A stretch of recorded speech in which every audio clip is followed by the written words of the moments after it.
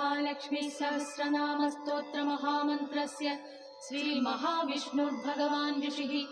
अनुष्टुप् छन्दः महालक्ष्मीः देवता श्रीं बीजं ह्रीं शक्तिः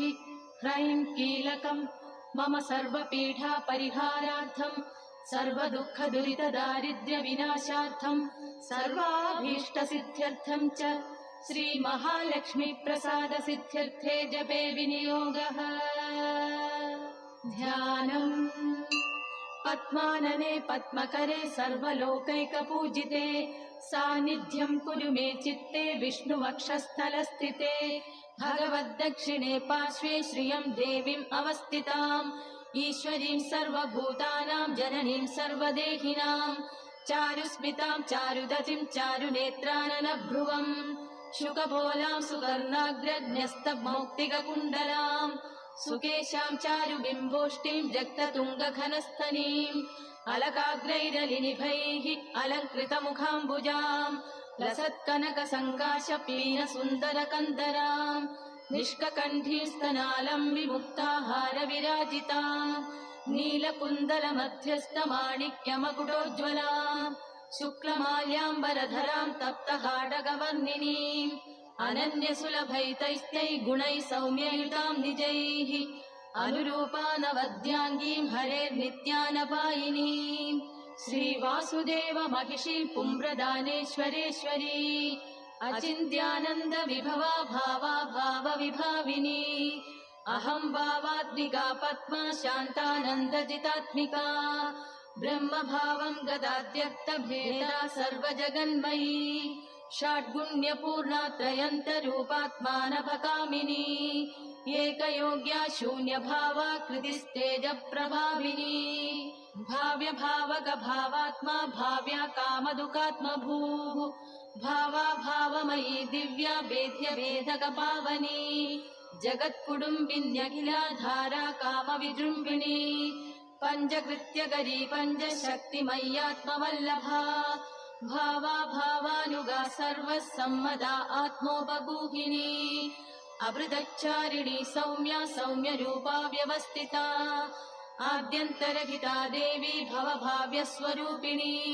महाविभूतिः समतां गता ज्योतिर्गणेश्वरी सर्वकार्यकरी धर्मस्वभावात्मा कृतस्थिता आज्ञा समविभक्ताङ्गी ज्ञानानन्दक्रियामयी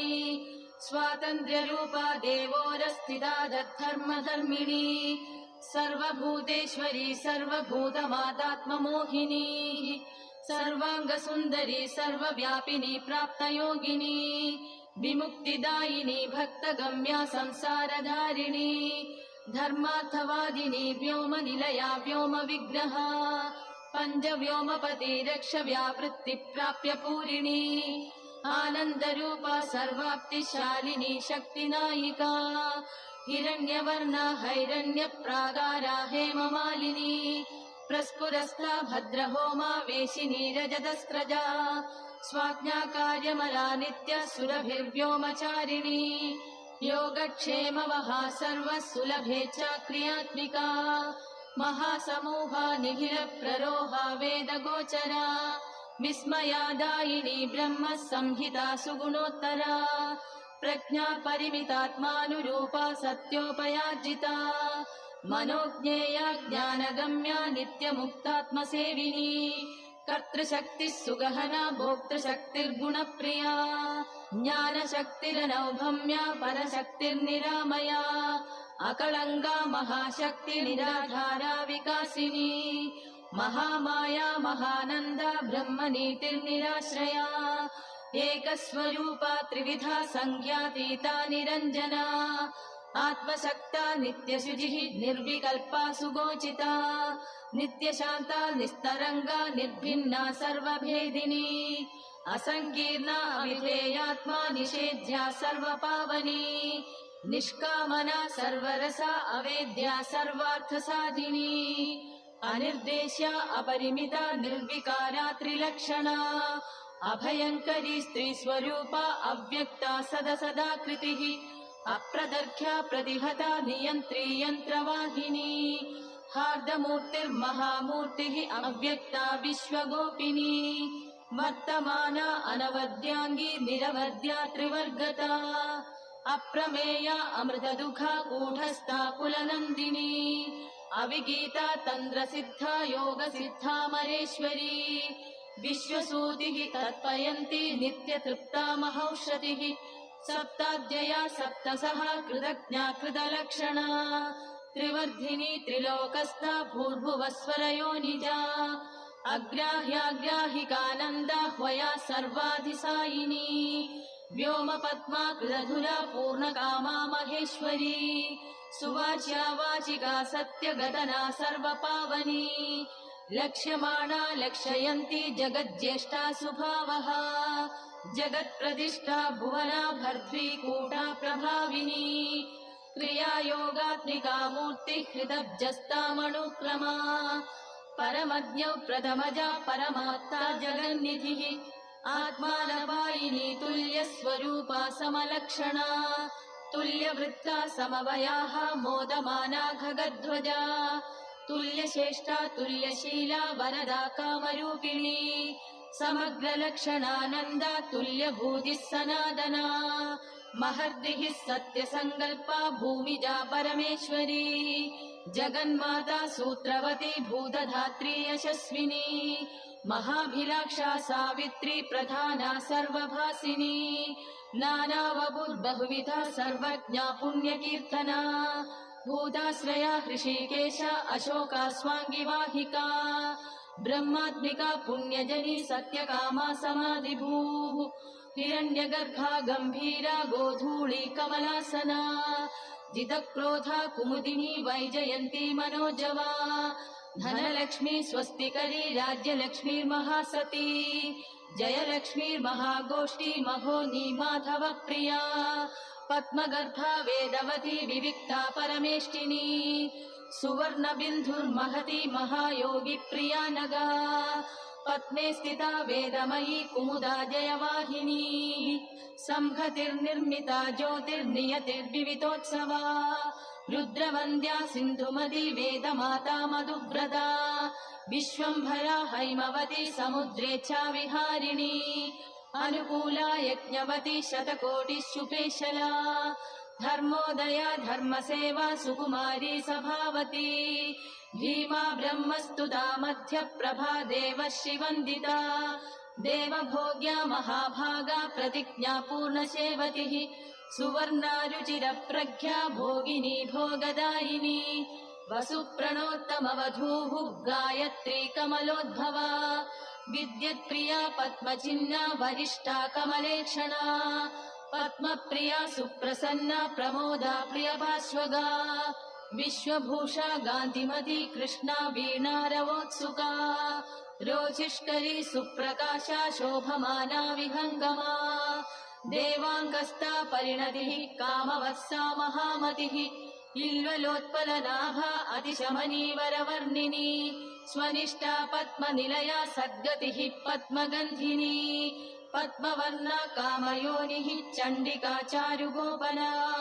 रतिस्नुषा पद्मधरा पूज्या त्रैलोक्यमोहिनी नित्यकन्या बिन्धुमालिनी अक्षया सर्वगन्धिनी गन्धात्मिका सुरसिका दीप्तमूर्तिः सुमध्यमा मृदुश्रोणी सौम्यमुखी सुभगाविष्टरश्रुतिः स्मितानना चारुगतिः निम्ननाभिर्महास्तनी स्निग्धवेणी भगवती सुकान्ता वामलोचना पल्लवाङ्घ्रिः पद्ममनाः पद्मबोधा महात्सराः सरस्वती चारुहासा शुभदृष्टिः कबुद्मिनी कम्बुग्रीवा सुजघना रक्तपाणिर्मनोरमा पद्मिनी मन्दगमना चतुर्धंष्ट्रा चतुर्भुजा शुभरेखा विलासभ्रूः शुभवाणी कलावती ऋजुनासा कलरवा वरारोहा दलोदरी सन्ध्या बिम्बाधरा पूर्वभाषिणी श्रीसमाह्वया इक्षुशापा सुमशरा दिव्यभूषा मनोहरा वासवी पाण्डरच्छद्रा प्रभोरुस्तिलोत्तमा श्रीमन्दिनी प्राणशक्ति विभीषण्यसुधारिणी भद्रा जया महाचन्द्रवदना कुटिलालका चित्राम्बरा चित्रगन्धा रत्नमौलिसमुज्ज्वला दिव्यायुधा दिव्यमाल्या विशाखा चित्रवाहना अंबिका सिन्धुतनया निःश्रेणी सुमहासिनी सामप्रिया नववृखी सर्वसेव्या वराङ्गना गन्धद्वारा दुराधर्षा नित्यपुष्टा करीक्षिणी देवजुष्टा दिव्यवर्णा दिव्यगन्धा स्वगर्दमा अनन्तरूपानन्दस्ता सर्वदानन्दसङ्गमा यज्ञासिनी महावृष्टिः सर्वपूज्यावषट्क्रिया योगप्रिया वियन्नाभिः अनन्दश्री अतीन्द्रिया योगिसेव्या सत्यरथा योगमाया पुरातनी सर्वेश्वरी सुतरुणी चरण्या धर्मदेवता सुधरा समृतज्योतिः योगिनी योगसिद्धिता सृष्टिशक्तिः द्योतमानभूता मङ्गलदेवता संहारशक्तिः प्रबला निरुपाधिपरावरा उद्धारिणी तारयन्ती शाश्वती समितिञ्जया महाश्री अजहत्कीर्तिः योगश्री सिद्धिसाधनी पुण्यश्री पुण्यनिलया ब्रह्मश्री ब्राह्मणप्रिया राजश्री राजकलिता फलश्री स्वर्गदायिनी देवश्रीः अद्भुतकथा वेदश्रीः श्रुतिमार्गिणी धमोघहाव्ययनिधिः लक्ष्मणा हृदयङ्गमा मृतसञ्जीवनी शुभ्रा चन्द्रिका सर्वतोमुखी सर्वोत्तमा मित्रविन्दा मैथिली प्रियदर्शना सत्यभामा वेदवेद्या सीता प्रणतघोषिणी मूलप्रकृतिरीशाना शिवता दीपप्रदीपिनी अभिप्रिया स्वैरवृत्ति रुक्मिणी सर्वसाक्षिणी गान्धारिणी परगतिः तत्त्वगर्भा भवा भवा अन्तर्वर्तिर्महामुद्रा विष्णुदुर्गा महाबला मदयन्ती लोकधारिण्य दृश्या सर्वनिष्कृतिः देवसेना आत्मफलदा वसुधा मुख्यमातृका क्षीरधारा कृतमयी जुह्वति यज्ञदक्षिणा योगनिद्रा योगरथा ब्रह्मचर्या दुरध्यया सिंहपिञ्चा महादुर्गा जयन्ती खगवाहिनी जगत्प्रिया विरूपाक्षी स्वर्णा क्रूरदापिनी कात्यायनी कालरात्रिः निशिदृष्टा करालिका त्रिशूलिनी कट्खधरा महाकाली इन्द्रमालिनी एकवीरा भद्रकाली सौनन्दी उल्लसद्गदा नारायणी जगत्पूरीं युर्वरा दृहिणप्रसू यज्ञकामा लेलिहाना तीर्थगर्वुग्रविक्रमा करुत्मदुदयाद्युग्रा वाराही मातृभीषिणी अश्वक्रान्ता रथक्रान्ता विष्णुक्रान्तोरुचारिणी वैरोचनी नारसिंही जीमुता शुभदेक्षणा दीक्षाविदा विश्वशक्तिः निजशक्तिः सुदर्शिनी प्रतितीर्जगति वन्यधारिणी कलिनाशिनी अयोध्या अच्छिन्न सन्धाना महारत्ना सुखावहा राजते अर्क प्रतिभा विनयित्री महासना अमृतस्यन्दिनी सीमा यज्ञगर्भा समीक्षणा आगूदिः युह्यजुस्साम घोषा आरामवधूत्सुका सोमपा माधवी नित्यकल्याणी कमलार्चिता योगरूढिः स्वार्थजुष्टा वह्निवर्णाजितासुरा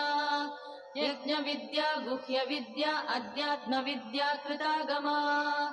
आभ्यायिनी कलातीता सुमित्रा परभक्तिता काङ्क्षमाणा महामाया कोलगामामरावती सुवीर्या दुःस्वप्नहरा देवकी वसुदेवता सौदामिनी मेघरथा रुत्थिता दैत्यमर्दिनी श्रेयस्करी चित्रलीला एकायनी रत्नपादुका मनस्यमाना तुलसी रोगनाशिन्युरुप्रदा तेजस्विनी सुखोज्ज्वला मन्दरेखा अमृताशिनी ब्रह्मिष्टा वह्निशमनी द्युषमाणा गुणाध्यया कादम्बरी ब्रह्मरथा विधात्री उज्ज्वलहस्तिका अक्षोभ्या सर्वदो भद्रा वयस्या स्वस्ति दक्षिणा सहस्रास्या ज्ञानमाता वैश्वानरी अक्षवर्धिनी प्रत्यग्वरा वारणवती अनसूया दुरासता अरुन्धती कुण्डलिनी भव्या दुर्गतिनाशिनी मृत्युञ्जयाद्रासहरा निर्भया शत्रुसुतिनी एकाक्षरा सुपुरन्दरी सुरपक्षावरातुला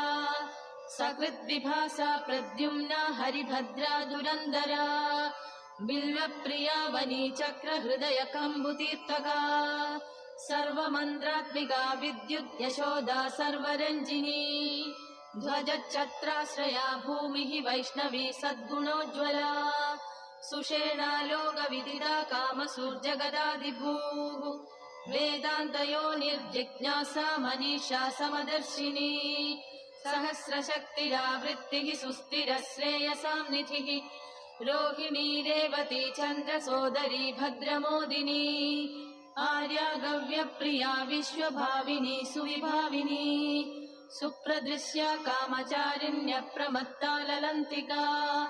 मोक्षलक्ष्मीर्जगद्योगिर्व्योमलक्ष्मीः सुदुर्लभा भास्करी पुण्यगेहस्ता मनोज्ञा विभवप्रदा लोकस्वामिन्यच्युतार्था पुष्कला जगताकृतिः विचित्रहारिणी कान्ता वाहिनी पूरभाविनी प्राणिनी प्राणदा विश्वा विश्वब्रह्माण्डवासिनी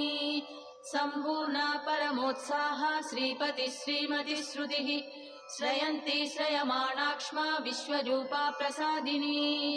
हर्षिणी प्रथमा सर्वा विशाला कामवर्षिणी सुप्रतीका प्रसीमती निवृत्तिर्विविधा परा सुयज्ञा मधुरा श्रीधा देवरातिर्महामनाः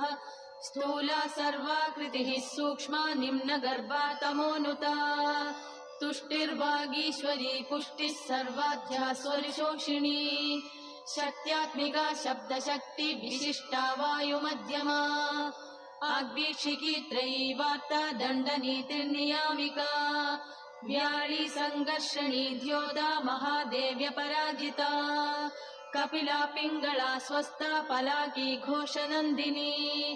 अजिताकर्षणी क्षान्तिः गरुडा गरुडासना ह्लादिन्यनुग्रहा नित्या ब्रह्म विद्या हिरण्मयी मही शुद्धविदा पृथ्वी सदानन्दां सुमालिनी यज्ञाश्रयाख्यादिपरास्तव्या दृष्टिस्त्रिकालका सम्बोधिनी शब्दपूर्णा विजया अंशुमती कला शिवा श्रुतिप्रियाख्यातिः जीवयन्ती पुनर्वसुः दीक्षा भक्तार्तिहारक्षा परीक्षा यज्ञसम्भवा आर्द्रा पुष्करिणी पुण्या गण्या दारिद्र्यभञ्जनी धन्या मान्या पद्मनेमिः भार्गवी वंशवर्धिनी तीक्ष्ण प्रवृत्तिः सत्कीर्तिः निधिसेव्या घनाशिनी संज्ञानिः संशया पूर्वा वनमाला वसुन्धरा पृथ्वी महोत्कटाहल्या मण्डलाश्रितमानना सर्वानिद्योदितोधारा जुम्बमाणा महोदया चन्द्रकान्तोदितः सूर्य चतुरस्रा मनोजवा बाला कुमारी युवतिः करुणा भक्तवत्सला मेदिन्युपनिषन्मिश्रा सुमवीरुर्धनेश्वरी दुर्मर्षिणी सुचरिता भोता शोभा सुवर्चला यमुना अक्षौहिणी गंगा मन्दाकिन्यमलाशया गोदा गोदावरी चन्द्रभागा कावेर्युदन्वती सिनीवाली गुहूरागा वारणा सिन्धुमध्यमा पूर्तिर्मायात्मिका स्फूर्तिः व्याख्या सूत्र प्रजावती वृत्तिस्थिति ध्रुवा बुद्धिः त्रिगुणा गुणगह्वरा अमोघा शान्तिता सत्या ज्ञानतोत्कर्षिणी शिवा प्रकृतिर्भामिनी लोला कमला कामदुग्विधिः